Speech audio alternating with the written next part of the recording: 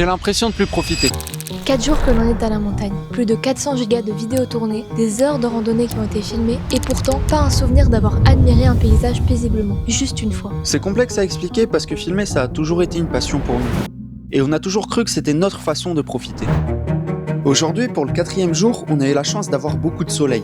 On a décidé d'aller faire une randonnée en se laissant porter par le vent. En marchant, nous sommes tombés sur un tas de panneaux, dont un qui a particulièrement attiré notre attention. Alors on a suivi le chemin. On a traversé une grande forêt et c'était l'occasion pour nous de faire de belles photos et vidéos. Et ce qui nous attendait allait changer notre vision du voyage pour toujours. On est arrivé dans un endroit si beau qu'on pouvait pas s'empêcher de prendre encore plus de photos et vidéos.